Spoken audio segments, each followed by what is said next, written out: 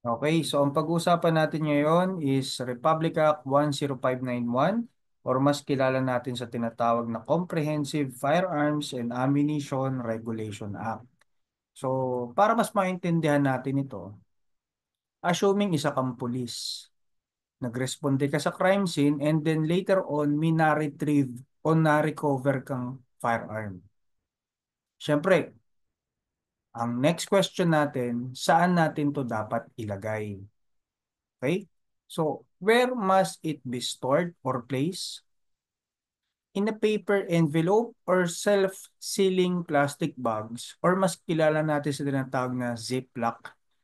Kasi 'di ba, ang turo sa atin, kapag ang na-recover mong evidence is metal, dapat ilagay yan sa paper envelope to avoid contamination. Siyempre, baka magkaroon ng moisture. And then, kung sakali naman na fluid or liquid ang evidence na nakuha mo, dapat lamang na ilagay ito sa plastic bags or sa Ziploc. Siyempre, assuming dugo. Kung ilalagay mo sa paper envelope yan, baka makontaminate. So, dapat nga lang naman talaga na ilagay natin to sa Ziploc or sa plastic bags. Paano kung firearm? Meron ba tayong procedure, guidelines, o rules regarding the manner on how to store the firearm? The answer would be yes, and it must be placed or stored inside the plastic bags or Ziploc. And that was based on POP or the Police Operational Procedure Revised 2021, page 147. Now, alam na natin kung saan natin ilalagay yung recovered firearm sa crime scene. Dapat sa plastic. Sabi ng Supreme Court in one case, the confiscated firearm must be marked, photographed, and duly authenticated, and its integrity preserved. So punta tayo sa marking. The next question is, saan dapat ilagay yung marking? Okay? Where should the marking be placed? Is it on the firearm or on the plastic container? Saan ba dapat minamarkahan talaga yung ebidensya? Doon ba sa firearm mismo or doon sa plastic container o sa Ziploc? The answer for that is on the firearm itself. What is the reason?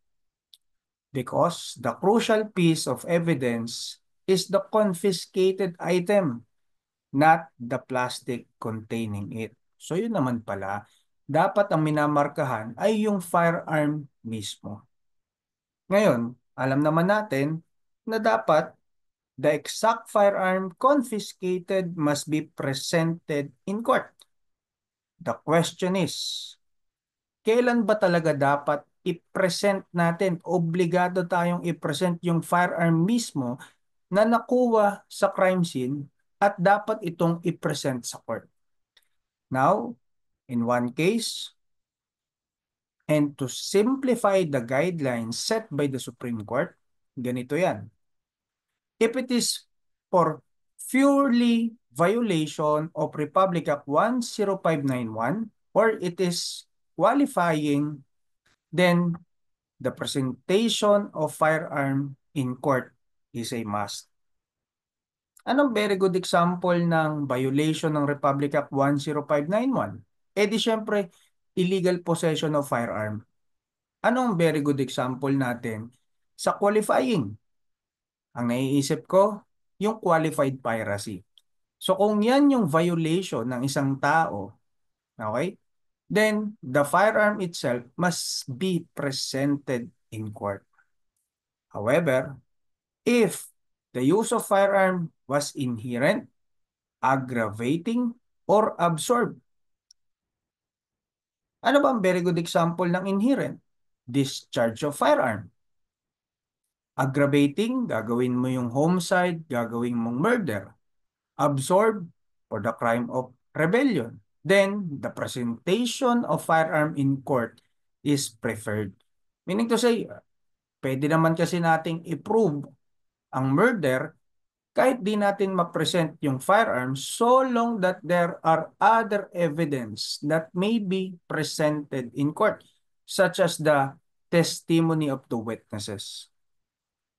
And that is using the case of Togado versus People, GR number 260937, August 6, 2024, which was uploaded last November 28, 2024. That's all.